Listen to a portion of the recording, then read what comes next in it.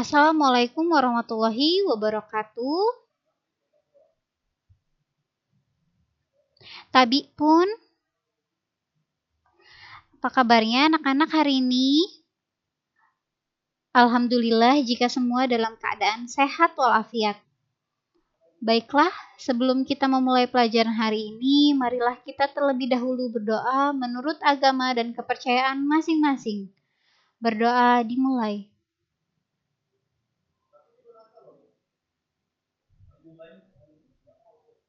Berdoa selesai. Sebelum Ibu memulai materi hari ini, sebaiknya kalian mempersiapkan pena dan buku kalian untuk mencatat hal-hal yang penting di materi kali ini agar kalian bisa belajar kembali atau mengulas kembali tentang pelajaran bahasa Lampung kita. Minggu ini atau pertemuan kali ini kita akan belajar tentang Kitab Adat Lampung. Tapi sebelumnya kita akan mengulas kembali materi di pertemuan kita minggu lalu, yaitu kita telah belajar tentang sufiks atau kata akhiran, imbuhan yang diletakkan di belakang kata dasar. Ada kata berakhiran an dan ada kata berakhiran ni atau nau. Kata dasarnya contohnya seperti kan, ditambahkan imbuhan an berubah menjadi kan an, yang artinya makanan, atau contoh yang lain, guai kata dasarnya. Ditambahkan imbuhan an di belakangnya menjadi guayan atau buatan. Pajak kata dasarnya. Ditambahkan imbuhan an berubah menjadi pajakan.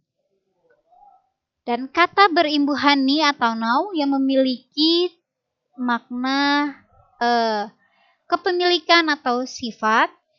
Contohnya, kata dasarnya adalah bapak, ditambahkan kata berimbuhan ni atau nau berubah menjadi bapak ni atau bapak nau, yang artinya bapaknya. Betik atau wawai, kata dasar betik, ditambah menjadi ni atau nau, betik ni, wawai nau, yang artinya bagusnya atau cantiknya. Rupa, kata dasar rupa ditambah imbuhan ni atau nau, rupani atau rupanau, rupanya. Nah, minggu lalu kita telah belajar tentang sufiks dan minggu ini kita belajar tentang Kitab Adat Lampung atau Kitab Kuntara Raja Ninti. Adalah kitab hukum adat masyarakat Lampung yang berdialek Api. Pada masyarakat berdialek Nyo, kitab serupa disebut dengan adat Cepalo, atau adat Cepalo sering juga disebut dengan Cepalo 12 karena berisikan 12 aturan yang harus ditaati oleh warga adat Pepadun yang disebut dengan Titi Gemanti. Sistem adat Pepadun memang berawal dari Umpu Sang Bedehu dari Pagaruyung ke Laut Lebu, pindah ke Sekala Bega. Mereka selalu mengadakan perpaduan pendapat antara keempat pimpinan dalam bermasyarakat yang sekarang disebut dengan Pepadun. Pada masyarakat adat atau di Belalau sebagai pemegang Pepadun yang pertama, Pepadun dibuat dari kayu lemansah kepemang, tempat tinggal Raja Jin atau Tuni, pengganggu ketentraman mereka. Pepadun merupakan lambang kebulatan dalam permufakatan mereka. Nah, sistem pepadun ini yang diduplikatkan ke generasi yang lebih muda. Tidak mereka pakai. Perkembangan penduduk terus terjadi dan timbullah perebutan hak atas pengasuhan pepadun tersebut. Oleh karena itu, pemerintah Belanda, Presiden Bengkulu, hak pengusahaan pepadun diputuskan jatuh kepada Uwai atau Belungu, keturunan Ratu di Belau. Sejak saat itu, setiap pernyataan adat, sistem pepadun 4 marga ditinggalkan. Mereka mengenakan adat sebatin, sebagaimana sekarang pada hal zaman sekarang. Nah, kitab Kuntara Raja Ninti adalah kitab adat yang berbentuk dari sifatnya. Kitab Kuntara Raja Ninti ini adalah aturan-aturan adat Lampung, yaitu adat baku seperti terbentuknya semula. Menurut kisah adanya, setelah keturunan Buai atau Belenggu, Kitab Kuntara lazim disebut dengan Kitab Kuntara Raja Ninti, yang terdiri dari bab dan pasal. Di antaranya sebagai berikut. Bab pertama mengenai tentang aturan negeri. Pasal satunya berisi dengan tercelanya negeri. Tercelanya negeri mayuni tiuh 10 perkara. Apa aja sih tiuh 10 perkara itu? Yang pertama yaitu kamah diduaga di belakang. Kamah diduaga di belakang maksudnya di dalam negeri ini akan tercela jika penduduknya tidak bisa menjaga kebersihan lingkungan serta halaman rumahnya masing-masing. Yang kedua, mak bupulakang gara. Artinya, di dalam negeri ini atau Lampung ini akan tercela jika tidak ada tempat pemandian khusus laki-laki ataupun khusus perempuan. Jadi, tidak boleh tercampur antara laki-laki dan perempuan, karena itu tidak baik. Yang ketiga, yaitu makbu sesat. Apa sih makbu sesat? Maksudnya, makbu sesat ini di dalam negeri akan tercela apabila tidak memiliki balai desa atau balai adat, tempat bermusyawarah, sehingga permasalahan tidak pernah dimusyawarahkan bersama. Jadi, di dalam daerah atau negeri Lampung ini harus ada tempat balai adat untuk bermusyawarah jika ada permasalahan atau pembicaraan yang lain. Yang keempat, makbu langgar atau makbu masjid. Nah, maksudnya di dalam negeri ini akan tercela jika tidak memiliki masjid atau langgar sebagai tempat beribadah. Itu menandakan bahwa masyarakat tidak pernah sholat berjamaah sebagai kerukunan beragama dalam beribadah. Jadi jika tidak ada musola atau tidak ada masjid, berarti daerah tersebut akan celaka atau tercela. Setelah itu yang kelima, ngeratu kalekup. Maksudnya di dalam negeri ini akan tercela apabila tidak menggantungkan kentongan sebagai pertanda bahwa keamanan lingkungan tidak diperdulikan dengan tidak adanya ronda malam. Jadi harus ada ronda malam agar tidak terjadi tercelanya negeri. Yang keenam yaitu makbu geduk. Makbu geduk di dalam negeri ini akan tercela jika tidak mempunyai beduk. Maksudnya, penduduk tidak memiliki alat untuk mengingatkan waktu beribadah sebagai hamba Allah. Jadi, di suatu negeri tersebut atau suatu daerah tersebut harus memiliki beduk. Yang ketujuh, hun kugu tiuh mak ngenah dan batin. Maksudnya, di dalam negeri akan tercela apabila orang lain yang masuk ke wilayah tersebut tidak melihat tanda atau perbedaan rumah seseorang pemimpin dengan masyarakat biasa. Hal itu menunjukkan bahwa masyarakat tidak patuh dan tidak menghormati pemimpin. Jadi, rumah adat Lampung untuk pemimpin dan masyarakat biasa itu memiliki tanda-tanda tersendiri ataupun berbeda. Jadi, untuk orang yang ada di luar Lampung yang ingin datang ke suatu daerah tersebut harus mengetahuinya. Yang kedelapan, makbu khada. Maksudnya, di dalam negeri ini akan tercela jika masyarakat tidak berkemauan atau tidak memiliki prakarsa. Sehingga dari waktu ke waktu daerah tersebut tidak ada perubahan pada situasi tersebut. Yang kesembilan, kurang kanan. Nah, maksudnya di dalam negeri akan tercela jika terjadi kekurangan persediaan makanan, sehingga terjadinya kelaparan. Dan yang ke-10, penyimbang lontiuh mak sai tungkul.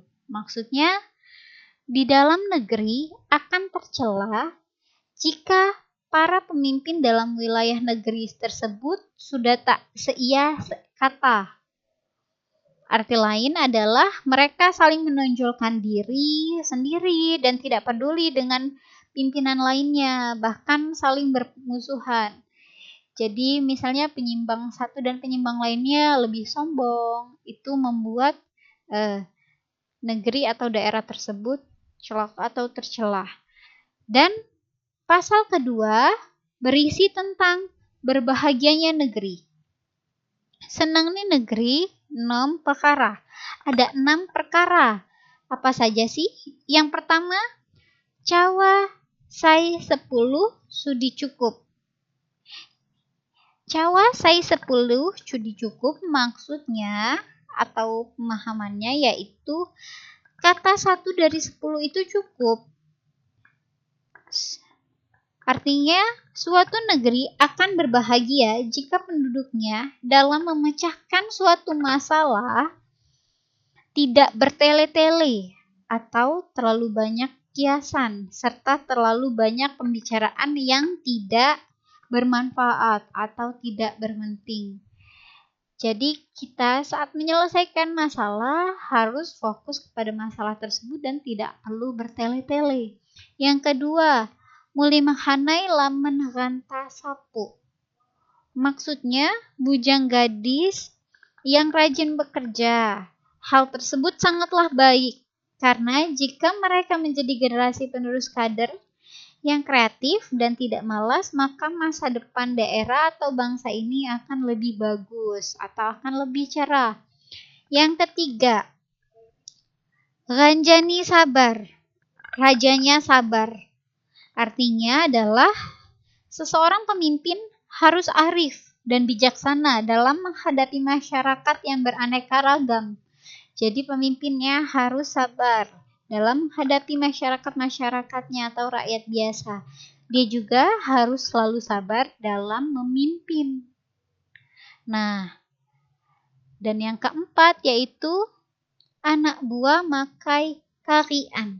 Maksudnya, masyarakat sebagai warga akan selalu tertanam rasa berperasaan terhadap sesama, sikap tetangga rasa terhadap sesama atau tahu diri. Jadi kita saling baik terhadap satu sama lain. Yang kelima, tanam tumbuh selamat. Tanaman tumbuh subur. Artinya suatu negeri akan bahagia jika masyarakatnya selalu berusaha bertani, berupaya dalam segala hal agar menghasilkan tanaman yang melimpah ruah sesuai dengan kesuburan daerahnya. Jadi, kesuburan atau daerah yang memiliki tanaman yang banyak itu adalah contohnya berbahagianya negeri. Dan yang keenam, penghulunya rajin bulanggar. Maksudnya, penghulunya rajin kelanggar. Karena penghulu adalah salah satu tokoh adat, dia harus memberikan contoh kepada masyarakat sebagai orang muslim yang selalu berserah diri dengan menunaikan rukun Islam secara bersama di masjid ataupun di musola. Nah, itu adalah tentang berbahagianya negeri atau senangnya negeri. Jadi berbahagianya negeri ini ada 6 perkara. 6 perkara yang sudah Ibu jelaskan tadi. Yang pertama, cawa sai 10 sudi cukup. Jadi jika ada masalah tidak perlu bertele-tele, harus diselesaikan dengan fokus. Dan yang kedua, muli mahanai lamen khatam sepu. Jadi bujang gadisnya harus bekerja keras. Karena jika mereka sukses, mereka akan membanggakan atau membuat suatu daerah tersebut menjadi maju. Yang ketiga, Rajani Sambar. Jadi, rajanya sabar. Jadi, seorang pemimpin harus memiliki kesabaran yang sangat baik saat memimpin suatu daerah. Yang keempat, anak buah makai kalian.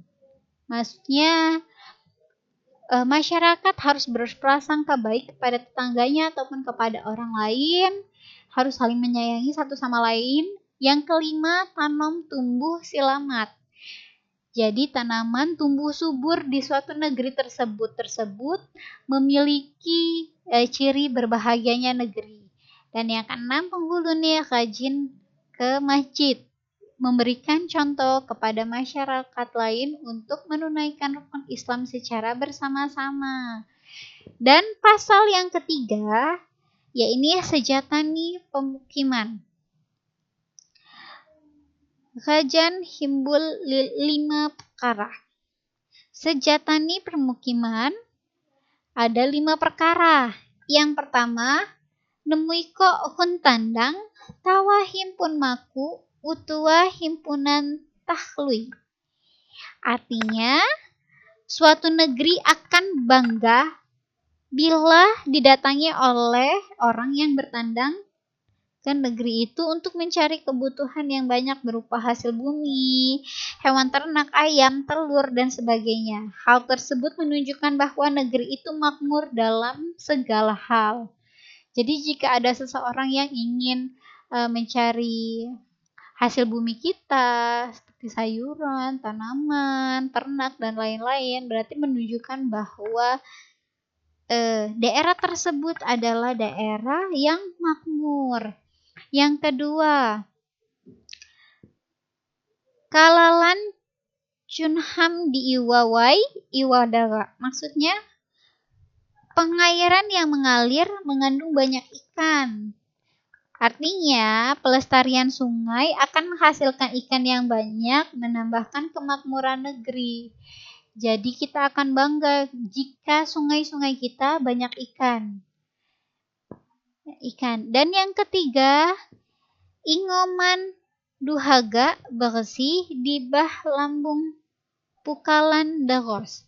Maksudnya negeri itu akan bahagia jika ternaknya melimpah ruah, suasananya bersih, pemandian mengalir deras, sungai mengalir deras. Artinya adalah negeri itu sangat bahagia jika ternak melimpah, kebersihan terjaga, cukup air, dan sistem pemandiannya teratur antara laki-laki dipisah dan perempuan juga dipisah, tidak dijadikan satu. Dan yang keempat adalah ranglaya gawang. Maksudnya jalan rayanya selalu bersih, terhindar dari rumput ataupun kotoran, atau ternak yang berkeliaran, anak-anak yang tidak mengganggu lalu lintas, dan kepentingan umum lainnya. Yang kelima, yaitu jual buharang, saingan tak kujung dan penyimbang ngedok hajat, mak ngukut kehuganani di humbul bari. Maksudnya yaitu berkat keterampilan atau kreatifan masyarakat di suatu daerah, negeri tersebut dalam hasil karya merupakan tambahan dalam mencukupi kebutuhan hajat sendiri atau kebutuhan hajat pemimpin di daerah tersebut, tanpa harus mencari ke daerah lain. Jadi, itulah yang kita pelajari hari ini tentang Kitab Kuntara Raja Ninti atau Hukum Adat Lampung bab pertama. Baiklah, mungkin cukup itu saja yang Ibu sampaikan, Ibu akhiri. Wabillahi taufiq wal hidayah. Wassalamualaikum warahmatullahi wabarakatuh.